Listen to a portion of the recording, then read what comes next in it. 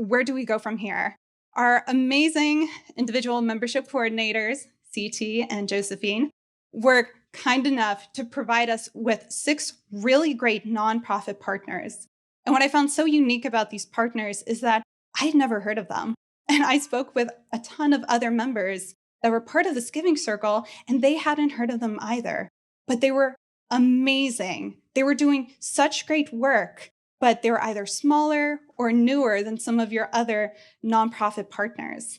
So I think that we were just so passionate about the cause, and we amped each other up over the course of these 3 meetings that we donated over $5,000.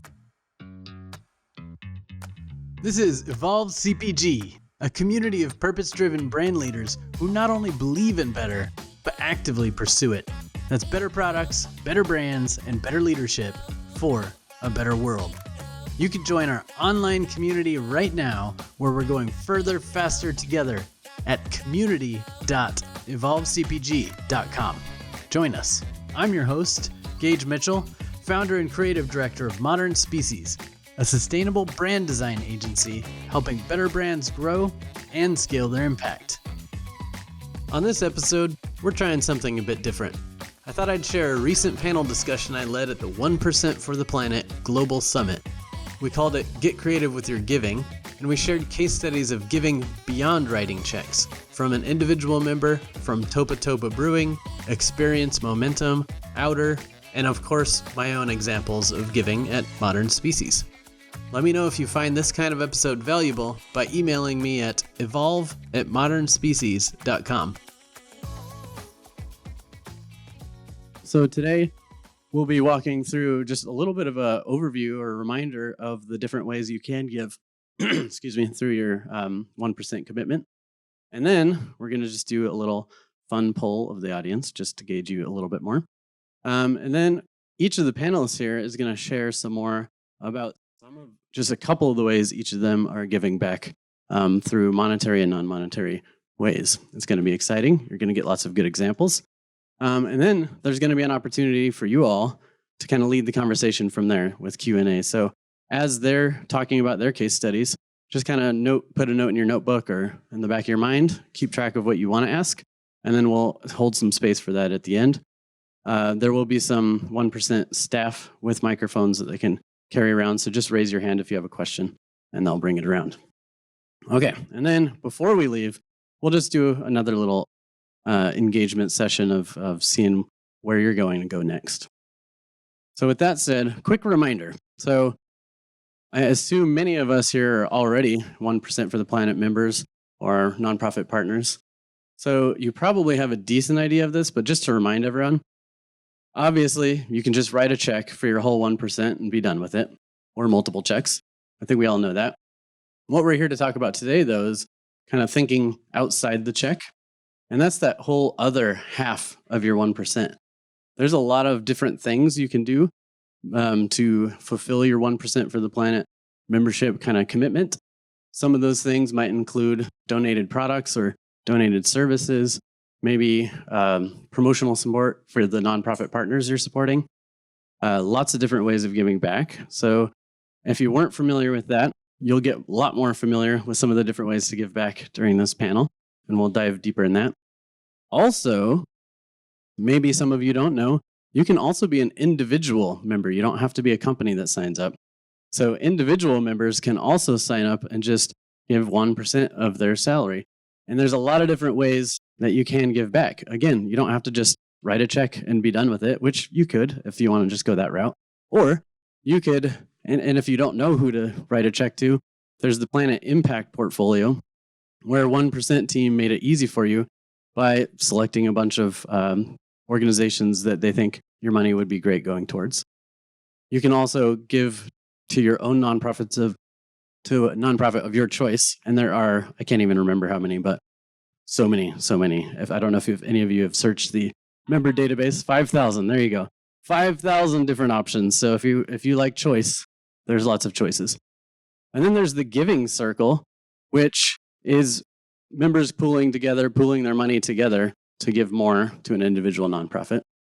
You can also volunteer with nonprofits, which is pretty cool. That counts towards your commitment as well.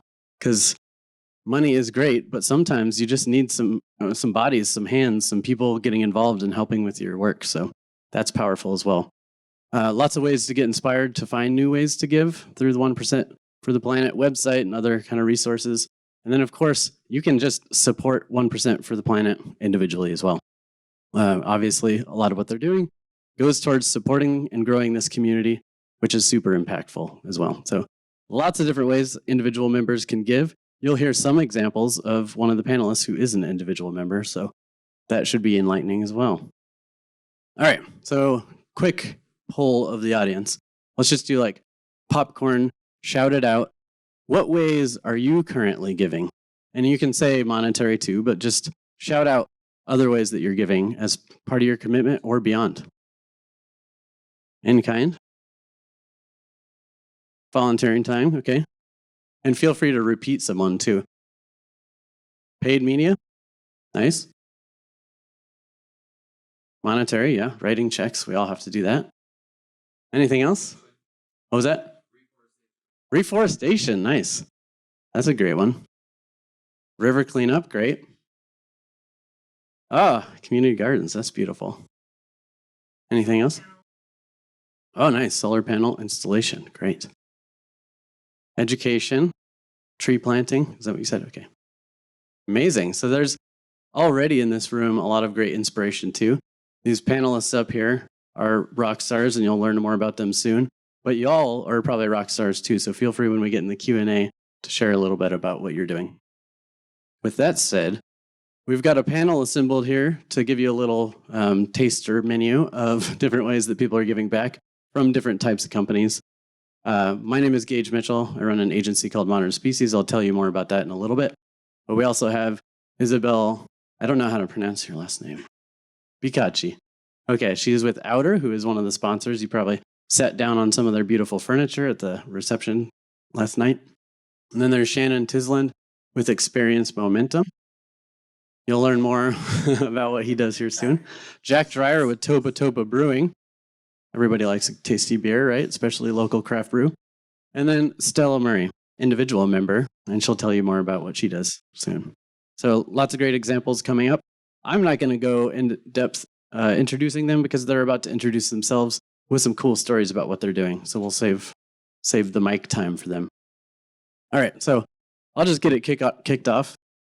As I mentioned, my agency is called Modern Species. We're a sustainable brand design agency that helps 100% just mission-driven companies with a special focus of mission-driven, B Corp, organic, regenerative, et cetera, food brands. So we do help them develop their brand and apply it to their primary touch points like packaging, websites, sales collateral, that kind of stuff.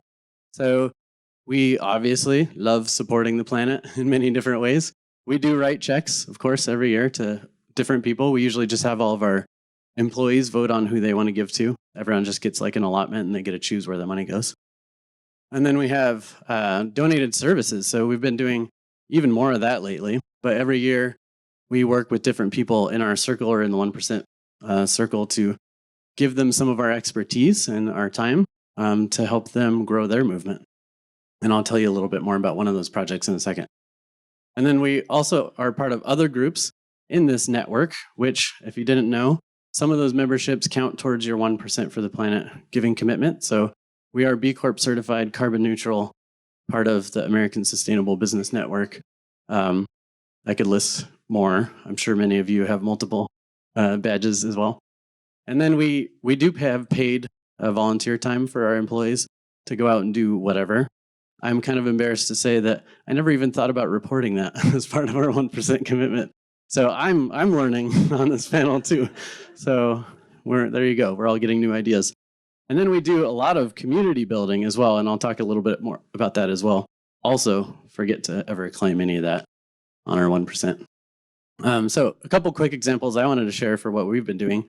This one was a fun one that maybe some of you saw on the 1% for the Planet blog somewhat recently, but we're excited to partner with the Upcycled Food Association.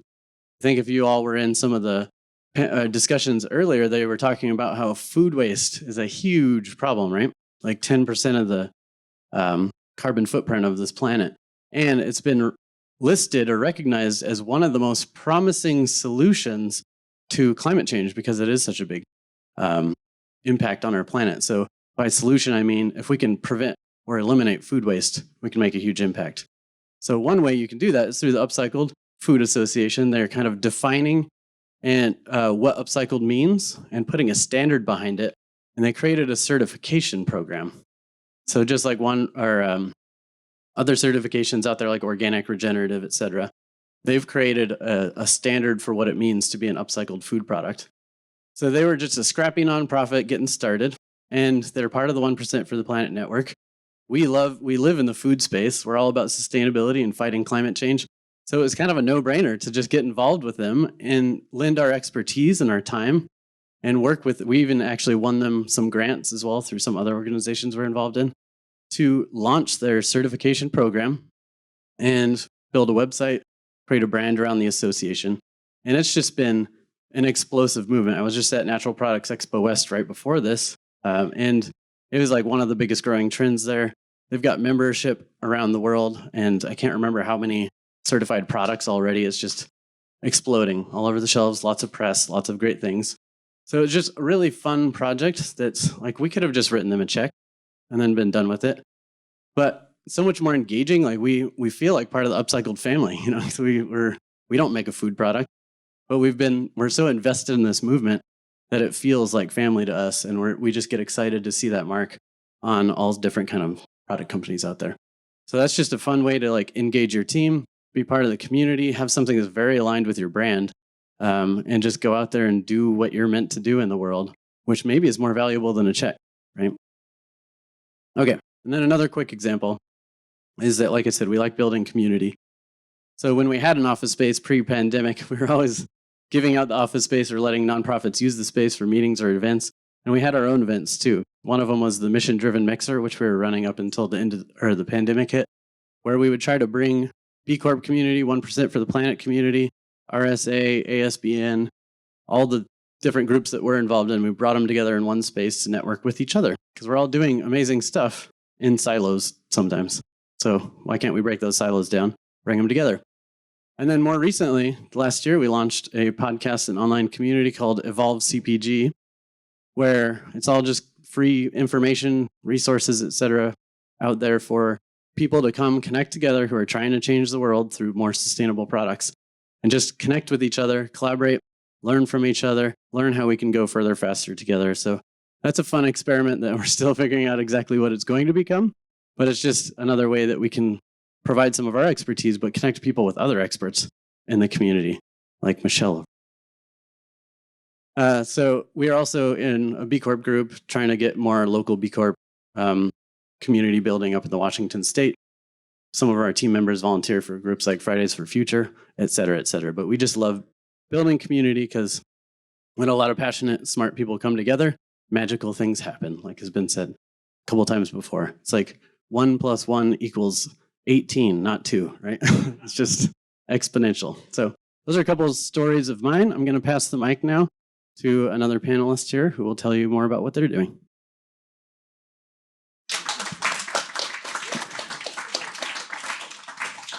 Hi, guys. I'm Isabelle. I'm the VP of Strategy at Outer. And as Gage mentioned, hopefully you've seen some of our furniture scattered around outside. We're an eco-conscious outdoor furniture company based here in Los Angeles. We're in Santa Monica. We have 3 collections here today. We have our aluminum collection. We have our FSC certified teak, which Yvonne sat on last night, which for us was huge. And we've got our all-weather wicker, which you'll get to see afterwards at the reception. So I encourage you to have a seat, try it out. Nothing's fragile. It's designed for family use, so go wild with it. So I'm going to go through a couple examples of how we give. Obviously, monetary is a portion of it, but we've been really excited to test a few non-monetary contributions as well. One of the ones that I'm going to go through first is approved promotional support. And I'm actually really excited that 1% unlocked this tool because we are a digitally native brand. So we are a direct-to-consumer business. We've actually been with 1% for the Planet for the past 2 years, but we only launched 3 years ago.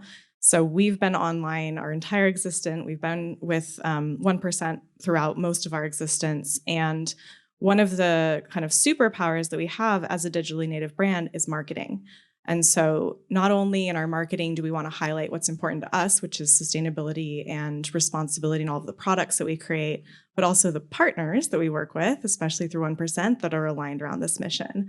So I'll give you an example. We've done a number of campaigns, and I'll show you the results in just a second. But hopefully, if PowerPoint plays nice, you can actually see one of the videos live. Outer's committed to sustainability in every sense of the word. From the materials we use, to the way we make our products, to how we live our lives, we want to do our part to steer our planet toward a better, healthier future. As a member of 1% for the Planet, 1% of every product we sell goes directly to environmental nonprofits.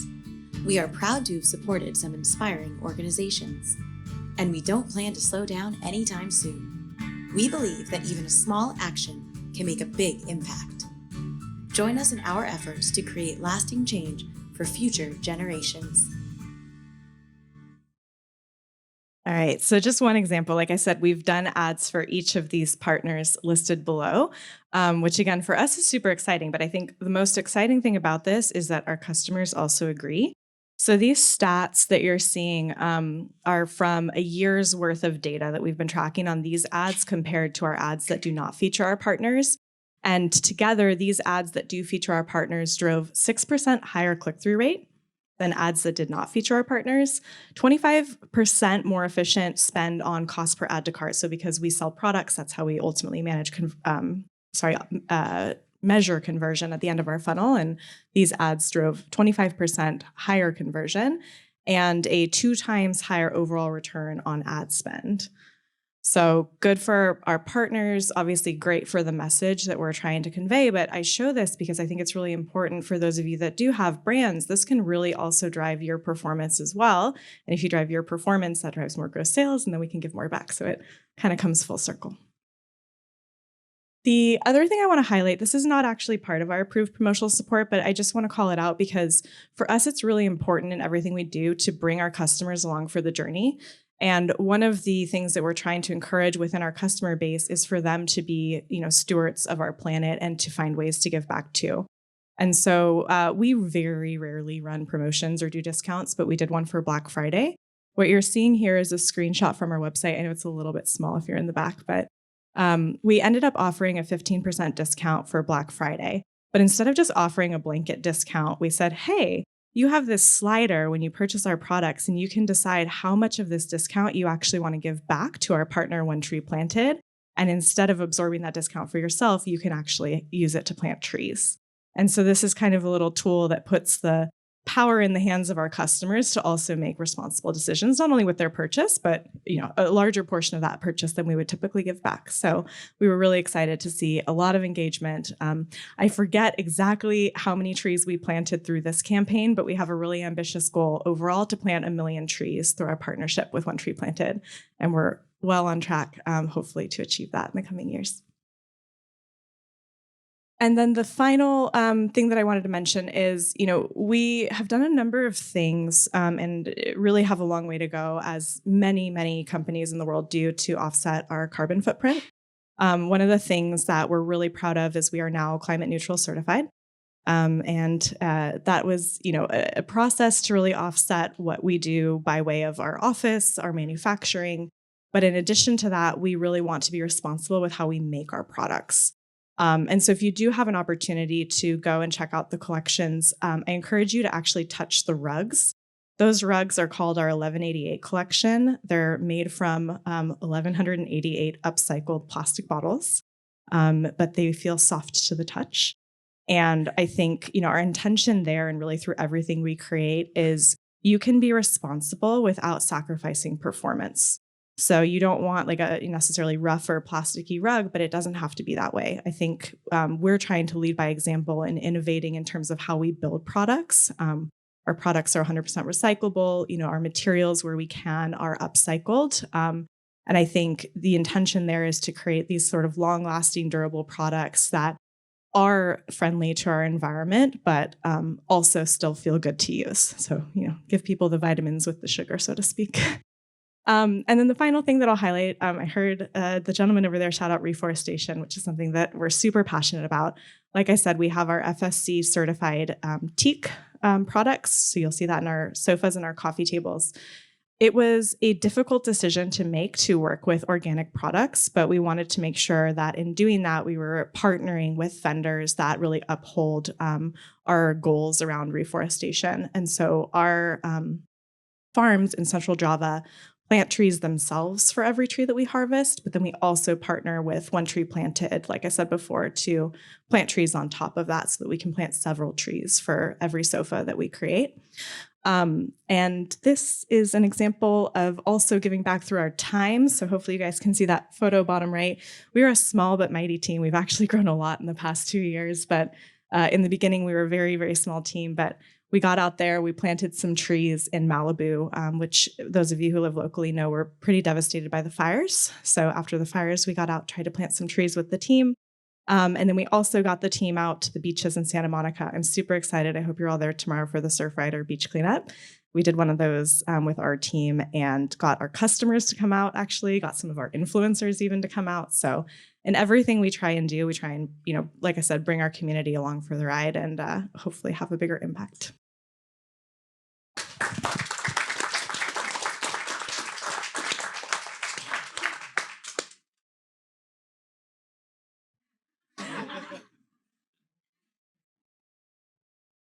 I guess we didn't need to switch.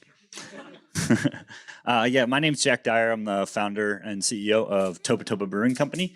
We're based in Ventura, California, just up the way. And our 1% story started in our infancy as a company. Opening a brewery right around the corner from Patagonia. I don't know if it would have been smart to not do 1%. So we fortunately were able to do it. It's one of the things I'm probably most proud of at the company is that we started that commitment from day one and built it into our company culture. So how we give, obviously monetary donations. This 1% was actually for brewery specific. We're a pretty capital intensive business. So from startup, they were lenient with us on the cash if we were a little short on it because we were able to use our product in those early years. We're just about to turn 7, so that hopefully is not, money's always a problem, but hopefully it's get a little bit behind us at this point. So monetary donations are huge. Donated beer. I'm biased. I think it's the greatest beverage in the world. But we really do utilize our product in some fairly unique ways to provide out to folks who are holding a fundraiser or raising awareness for a cause that they believe in, or even better for us, inviting them into our spaces to utilize our spaces as a community gathering center to raise awareness and hopefully raise some money. So beer works really good for that. So we're perhaps a little unique in the 1% community in that sense, along with a lot of our 1% brewery partners and other beverage partners. Volunteer time. This one's been really key for us as well as a company. Just the structure of our company, we have about 24 full-time employees who work on the production floor and in the offices, but we have 84 total employees, and a lot of them are front of house, engaging with customers in our taproom network. So the volunteer time has been a really important thing to reinforce company culture for someone who may only work a few hours a week for us. So that's been a really fun thing for us to put together. And then obviously in-kind, I say donated beer. We also do other in-kind with merchandise and those types of things to give. So we're pretty straightforward with it, but we love giving away beer. Some of the unique things that we did this past year, obviously I talked a little bit about us giving away a lot of beer. During the time of the pandemic, it was virtually impossible to meet 50% in kind. So we had to get a little bit creative towards the end of last year. And one of the things we did that I was super proud of was we picked 2 of our favorite local nonprofits and we did year-end matching campaigns. And those were extremely beneficial, not only for the Land Conservancy and the Ventura Land Trust, but selfishly, they were great for us. I mean, we got an incredible reach. We touched a lot of houses and a lot of doors by having our logo saying, hey, Topotopa is going to match your donation if you do it. So we did just the traditional match campaign where if people gave, we would match it up to a certain dollar amount to satisfy our 1%. And then we also did some more unique stuff in this campaign that was really, really fun. We put a QR code up at our checkout stations at each of our place. And if someone donated on the spot $50, we gave them a free 6-pack of beer. And it was incredibly successful in a number of ways. We depleted some product that we needed to get rid of, which was nice. But we also, I think we've reached a lot of new people for the nonprofit partners, which as you engage with your nonprofit partners, I'm sure you hear the same story. Like a lot of them have an aging demographic who are giving, right? So they want to get in with those younger folks. And fortunately, we have that demographic to open up to them. So that was a really fun thing to do. And I think people liked it. They got a tasty 6-pack at the end. So the other thing that we do is our Keystone events and collaborations. So we do quarterly events. At least the plan is this year, now that we're allowed to gather again. We try and plan kind of a one big party event a quarter with purpose and an intention. So we bring in a 1% partner into that, but we also invite other 1% businesses in to the fray and let them tell their story utilizing our platform. So we've got some great partners. I mentioned Patagonia. We have Toad & Co., who's been showing up at a lot of our events. And so we really like inviting other partners in, whether they're in beer or out of beer. We've also done a number of collaborations with our other 1% for the Planet beverage makers, specifically in the craft beer space. I know we've done one with Pure Project. I think they're here. Yeah, and then we have Smog City. We just released one with them. We've also done one with Juneshine, which was kind of a crossover where we went and brewed down at their facility. They came and brewed at ours, and all that was brought together through our 1% commitments. So we're going to continue to do that as we go, because we're also hopefully utilizing that platform to convince more beverage makers and craft breweries to join us in that fight. So yeah, the collaborations are really, really fun. We get to learn a lot from them. We get to learn about the 1%, the nonprofit partners that they're supporting as well. So that's been really, really fun. For Topa, we don't really have a marketing budget. We're just going to be 7 years old, and we've just now, I think, have one full-time marketing person. So for us, 1% for the Planet has been our marketing department. So when we show up at an event and we're pouring beer and engaging with customers, that truly is our marketing department and our marketing budget. So you can kind of, for us, I've kind of looked at it on the balance sheet of, okay, we know we're giving this away, but how are we going to be structured and kind about getting something back for that? How are we choosing what events we're going to do so that we can get the most bang for our buck? So that's been a cool thing, because we have never spent on a print ad or even paid advertisements on social media, like very little bit.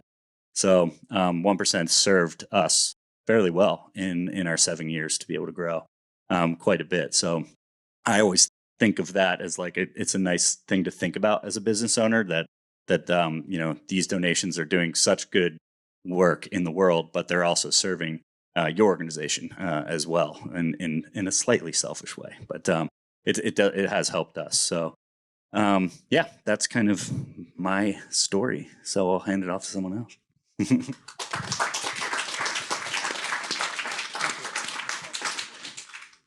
All right, my name is Shanon Tysland, and I'm the founder and CEO of Experience Momentum.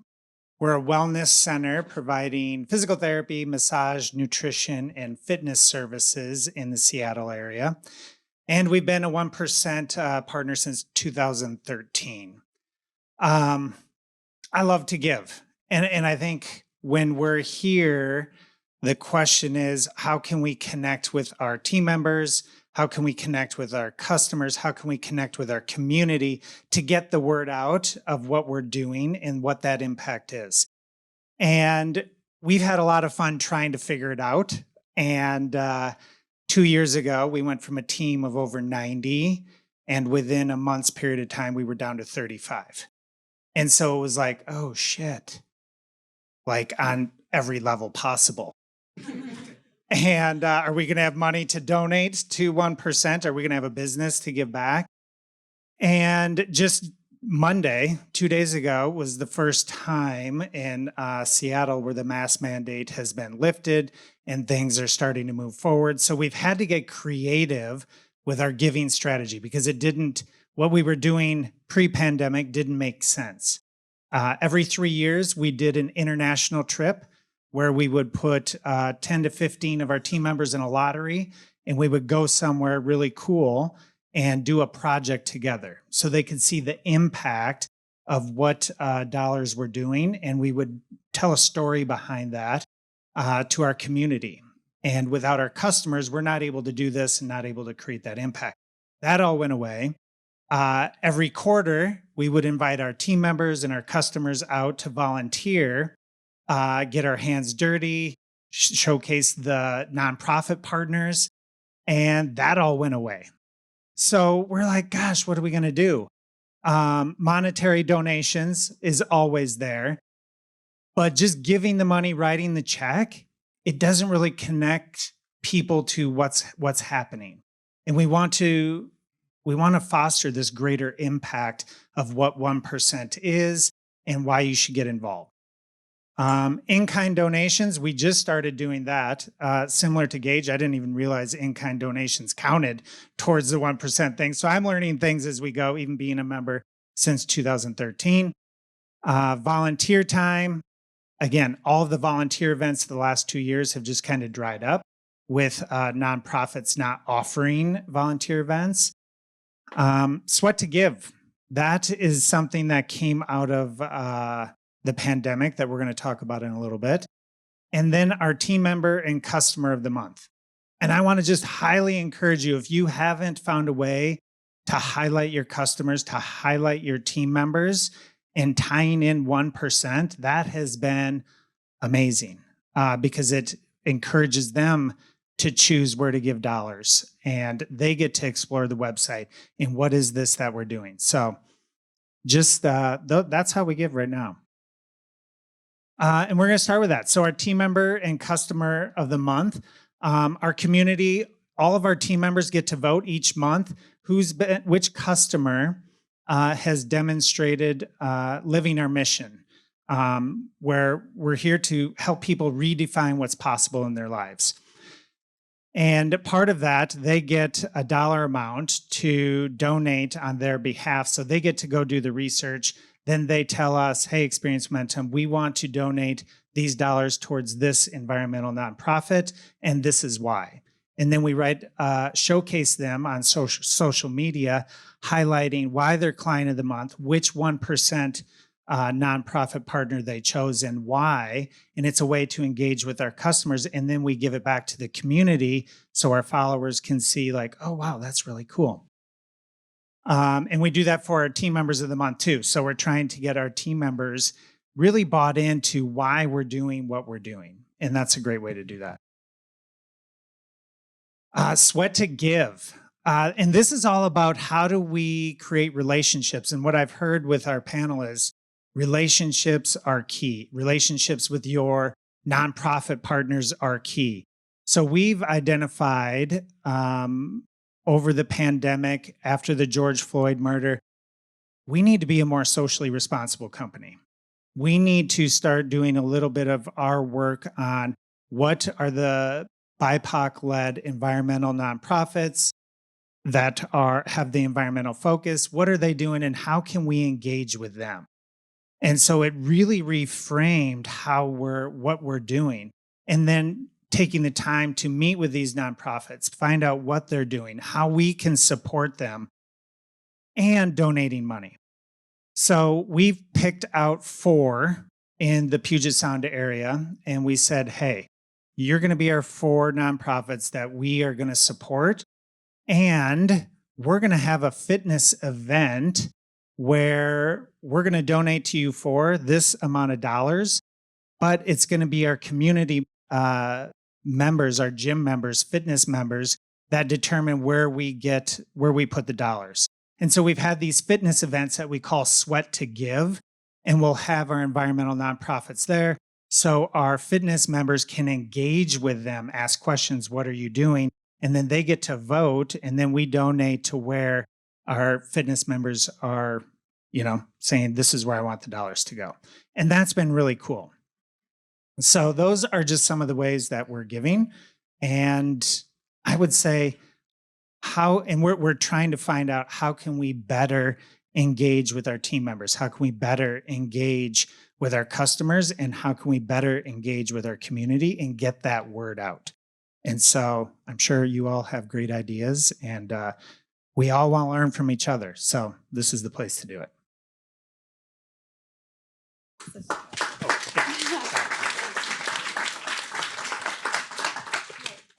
Hi, everyone. My name is Stella Murray. I have been an individual member since January 2021. I am an architectural lighting designer based out of Boston, Massachusetts, and I'm so happy to be here with you guys. So I'm, I guess, technically a recent graduate. I graduated during the pandemic from Penn State in May 2020. And as soon as I graduated, I knew that while my day job would be as a lighting designer, I wanted to do something about the climate crisis. I wanted to create some sort of community with organizations and other people who see the crisis, but see it as a wonderful opportunity to find solutions, to change the world for the better. But to be honest, I had no idea where to begin. So I went online, did my search, and I was so fortunate to find the 1% for the Planet directory. And that is really where my journey began. So I have been a member for a year, a little over a year. And since then, I've donated to 4 different nonprofit partners. But I have done that in 2 different ways. The first is with monetary donations. I'll go a little bit more into it, but it's your almost like unconventional way of donating to an organization, because it wasn't as an individual, it was as a collective. And then also, community is very important to me. As I mentioned, I really wanted to bond with partners. I wanted to bond with other individuals. So I decided, even in the heat of the pandemic, to find volunteer opportunities and figure out how can I, as a designer, somehow make an impact on these nonprofit partners that are doing such an incredible job. So for the monetary donations, as I mentioned, I didn't donate on my own. I was fortunate enough to learn about this amazing opportunity called the Giving Circle that's offered to really all individual members. If you're not an individual member, or you are, but you haven't heard of it, it's a really cool opportunity for individual members to come together, pool donations, and then choose 1 or more nonprofit partners to donate to. There has been 2 giving circles, and I was part of the second giving circle, and Monty here was also part of that one. And it focused on climate solutions. So this was virtual. It was a virtual opportunity. And what we did is we had 3 Zoom meetings. All of the members, there were 40 of us, we got together in these meetings and we talked about our shared values. We got to know each other, what was really important to us. And by our 3rd meeting, we realized that there were really 5 guiding values. And they were accountability, community, equity, responsibility, and sustainability. So the question is, where do we go from here? Our amazing individual membership coordinators, CT and Josephine, were kind enough to provide us with 6 really great nonprofit partners. And what I found so unique about these partners is that I had never heard of them. And I spoke with a ton of other members that were part of this giving circle, and they hadn't heard of them either. But they were amazing. They were doing such great work, but they were either smaller or newer than some of your other nonprofit partners. So I think that we were just so passionate about the cause, and we amped each other up over the course of these 3 meetings that we donated over $5,000. And we decided to donate that money to 2 really great organizations. One is called Stove Team International, and it focuses on the local production of clean, safe cook stoves in developing countries. The other one is called Remote Energy, and that organization focuses on the education of solar energy to communities that could really benefit from it. So on one hand, it was an incredible opportunity because I had the chance to get to know other individual members when we were hardly ever going out because of the pandemic. It was amazing to be able to pool funds and feel as though $5,000 could really make a difference for these organizations. But most importantly, in a sense, we gave a voice to some of these nonprofit partners that no one had donated to amongst 1% for the Planet members. So it was great on so many levels. And if you are an individual member, I highly recommend, if you see a giving circle coming up, that you consider becoming part of it. You can make a lot of friends too. Now, the other opportunity that I mentioned was volunteer time. So at the time, I was living in Pennsylvania, and I thought, you know what, let me see if there's any organization around me that was personal, that I felt really connected with me, and potentially they would have some sort of opportunity. And I found one. It's called Rodale Institute. They actually have a center here in Ventura, California as well, but they are a regenerative organic farm and research center headquartered in Kutztown. I always loved cooking, and I thought, wow, this would be really cool. I know organic is good for you, but honestly, I don't know too much about organic food. So why not? How about I learn from the source? So at the time, there were no in-person opportunities, but I decided to reach out and see if there's maybe another way in which I could contribute. And I come from an architecture background, so I do have graphic design skills. I've used all the programs, and they did have some events coming up that even though I wouldn't be able to attend, I thought, hey, do you need flyers designed? Do you need maps designed? And they're like, yes, yeah, please help us. It was really great to not only feel as though I was giving back because I was obviously doing something that needed to get done, but I was making these connections that to this day, now that I'm in Boston, I'm still connected with them. I know that I still have that opportunity to volunteer for them remotely. And they're now friends as well. So it's this really cool connection that I will have forever. But later that year, so this was 2021, there was also the opportunity to volunteer in person. So those faces I had seen on a screen that I had so hoped I'd be seeing in person, maybe like add some legs to their, upper side. I was able to do that. I was able to see these people and hear honestly firsthand how much my work helped them, or at least gave them hope that even when everyone was, in their homes, somebody cared. Somebody really still wanted to go to that farm and help in whatever way they could. That's a picture of me, my sister as Timon and Pumbaa for Organic Halloween. So I have memories too that I have carried with me. And if anyone has been thinking about, maybe I'll volunteer, I'm not sure, you definitely should, because what you get out of it is much more than just simply a thank you letter or, putting down $50. You get memories and you potentially get friendships. And that's priceless and something you'll carry with you wherever you go.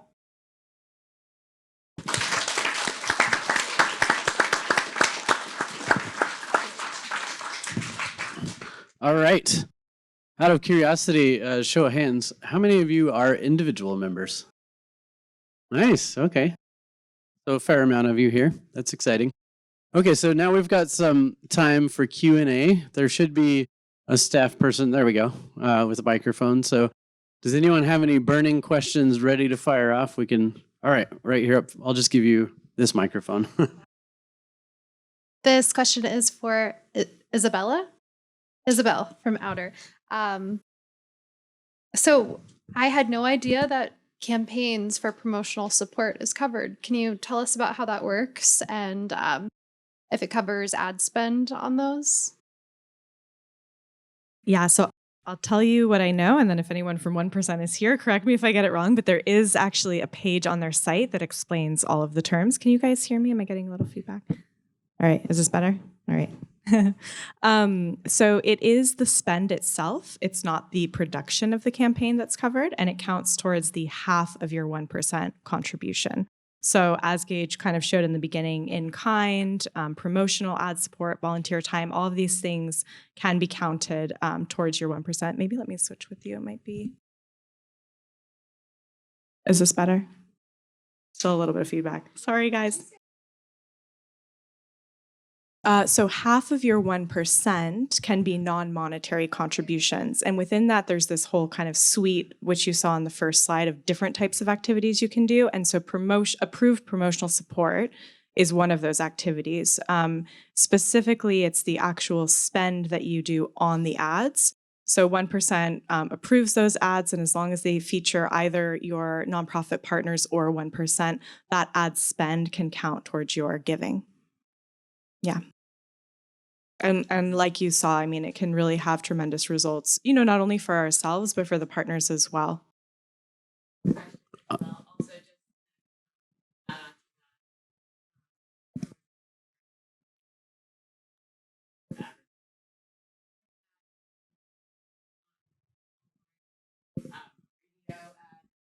Can really encompass a lot of different types of advertisements. But yeah, you described accurately. Yeah, I'll repeat that just so everyone hears it. She was saying that it doesn't have to necessarily just be digital advertising. It can take the form of print ads, billboards, like all kinds of types of advertising. So if you haven't seen the page on their website, go to it. It gives all the detail that you could need, and it's been a really great opportunity for us. Awesome. And I think I saw a question up front over here. Okay. Thank you. Hi, my name is Carrie. I work for a nonprofit called Wilderness Volunteers. As you can tell in the name, if anyone out there is looking for volunteer opportunities, come talk to me afterwards. We're a pretty new nonprofit to 1% for the Planet. And so my question is, how do you all find the nonprofits that you support? Especially for those of you that have national brands and aren't like super centrally located in one place. And then also, what is your philosophy on kind of spreading the wealth and bringing in new nonprofits into the fold versus really building your relationships with the nonprofits you already support?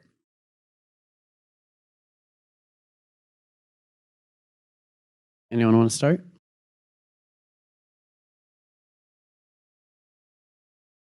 Yeah, we're not. My company's not a national brand by any means, but we've built.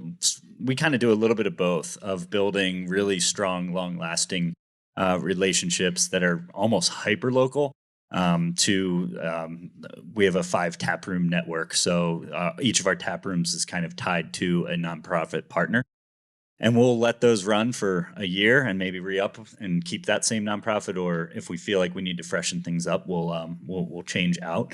But one of the things that's enabled us to do is, and I love the theme that seems to have been weaving through a lot of this, is just relationships. And there's literally a line in the business plan when I wrote it for Topa that like doing business locally is about more than just your carbon footprint. It's about relationships and building those relationships. So we've dove pretty deep with a number of our nonprofit partners that I'm looking forward to just extending those relationships for quite some time. I think it's deepening our commitment to our community there locally, and again, sometimes hyper locally. And in the beer business too, we kind of get into this. People kind of expect that we have an anniversary party every year. They expect these keystone events. So as we continue to do them and continue to support like outdoor film festivals and those types of things, it's just deepened our brand and how people engage with us. So at a national level, I can't really speak to, but that's how we do it. And we're very upfront with our nonprofit partners about what we expect back too from them. Hey, if you're going to be our 1% partner for this tap room, you need to do this many events with us this year. You're going to have to bring your volunteers and also market to themselves to their own audience. Because when we found through experience, when the nonprofit just sits back and lets us bring all the people in, it's not as effective as it is if they're bringing people into the tent, we're bringing people into the tent. And if we can find another 1% like-minded business to bring into the tent as well. That creates a larger event, a larger day for everybody, and the more money we can give back. I'll touch on one thing that you mentioned, which is this idea of breadth versus depth. And I think that this is a big challenge probably for all of us, which is, how do we work with these partners? How many partners can you reasonably work with? A lot of us here come from small teams. Many of you might come from small teams. There's just not enough hours in the day to properly support each partner.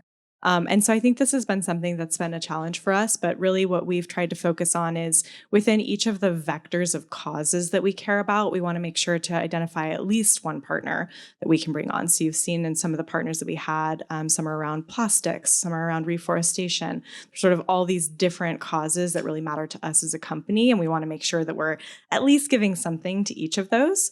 But where we see an opportunity to go deeper, we will. And so you probably heard me talk a lot about One Tree Planted. We're actually sponsoring their Earth Month that's coming up. So we're going to do tree planting with them. I think they're doing like 100 tree planting sessions across the US, which is super exciting. And when we have these partners that really bring us these opportunities to continue the engagement, I think it really is two-way. It's kind of about establishing how you can get involved, how you can support them, but also what they can bring to you so that you can continue to allocate those precious hours that go so quickly in the day, but really have kind of that meaningful relationship building over time, as you mentioned. Yeah, I'll add one. We are pretty, we have our local nonprofits that we really try to establish relationships with. And then we have more national nonprofits that we're very intentional about. Stella mentioned the Rodale Institute. And when we first found out about them, we're like, oh my gosh, let's look into that. And they were one of our recipients, even though they're in Pennsylvania. And we're out here in Seattle because we're trying to connect the health of the human body to the health of the planet. And so Rodale Institute fills that niche for us. In addition, Protect Our Winters is a nonprofit. And again, we're fitness, we're health, we're moving our body. And in the Pacific Northwest, skiing is big. And so Protect Our Winters, while it's based out of Boulder, is an organization, a bigger one. And we have actually done parties around creating awareness of the environment and spotlighting Protect Our Winters, even though they're not in Washington. And then they received funds from us at that end. It's kind of like Yvonne said, we want to vote the assholes out. And so who are the nonprofits that are helping to create awareness for that? And those are the bigger ones for advocacy that have more bandwidth that we're going to get behind. And that tells a story of what we as a company are doing and connecting it to the bigger picture. I'll just chime in real quick. As I mentioned during my intro, one of the ways we decide where to give, because it's really difficult, right? Over 5,000 nonprofits, et cetera. So one of the ways we do it is we just let our team decide. So for volunteer time and monetary donations, we just tell everyone how much money or how many hours or whatever they can do and just let them pick something that's passionate for them personally, because we feel like they'll get more out of it that way. But then for our in-kind kind of services donations where we're all working together as a team and maybe putting hundreds of hours into something, we just try to make sure it's super aligned with our brand, because that way it feels more like a heck yeah instead of a huh, like when we tell people what we've done, right? So for us, since we're hyper-focused on fixing the food system, well, we've do things like Upcycled Food Association or Fair World Project or different things like that are kind of changing the inequities or sustainability or different parts of the broken food system so everyone can live happier, healthier, more regenerative, and equitable lifestyles. So that's how we decide. Another question up here.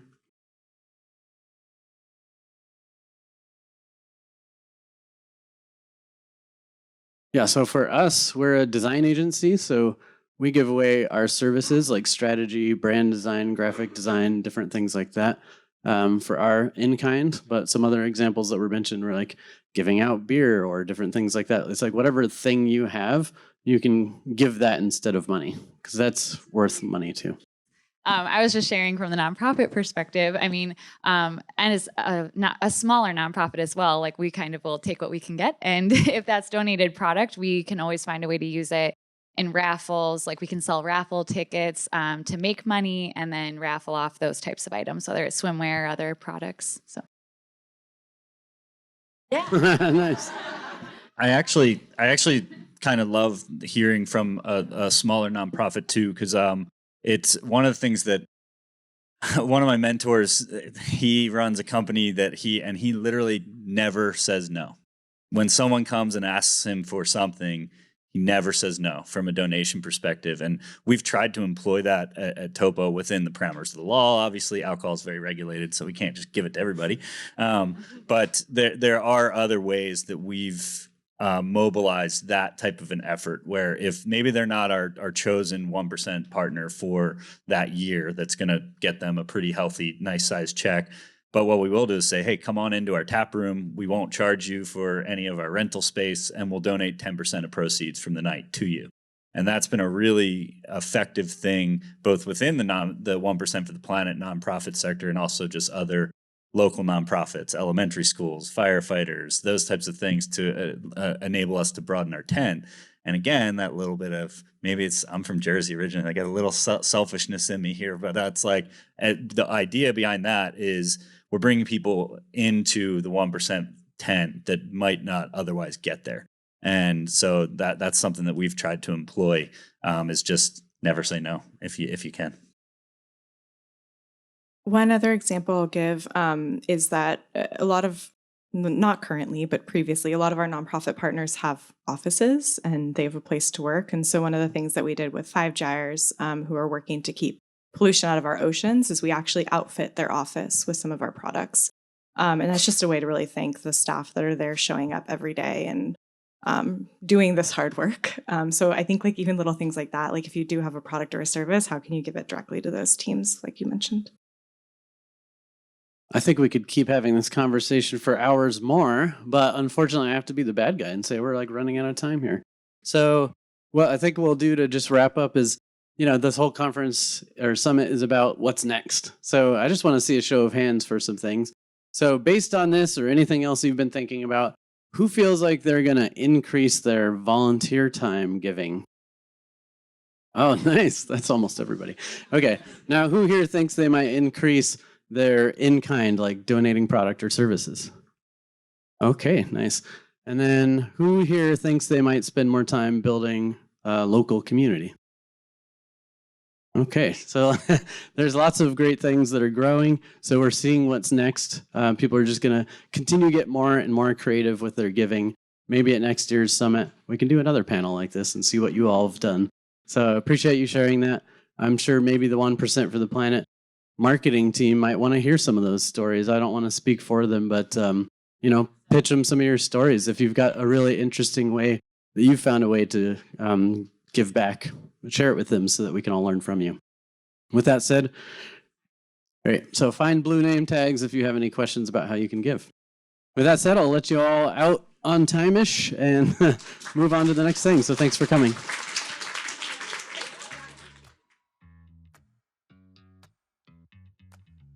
Thanks for listening. If you'd like to learn more about the Global Summit or this panel, visit 1%fortheplanet.org/global-summit. That's 1% for the planet, all spelled out, .org/global-summit. For links to more information on the panelists, visit our website, evolvecpg.com. Thanks. Subscribe to our podcast and YouTube channel for more innovator interviews, expert advice, and leadership discussions. If you like this episode, leave a heart, thumbs up, or review, and share it with your colleagues. As an ever-evolving show, we also love feedback, so send us your thoughts or ideas for who we should talk to next to evolve@modernspecies.com.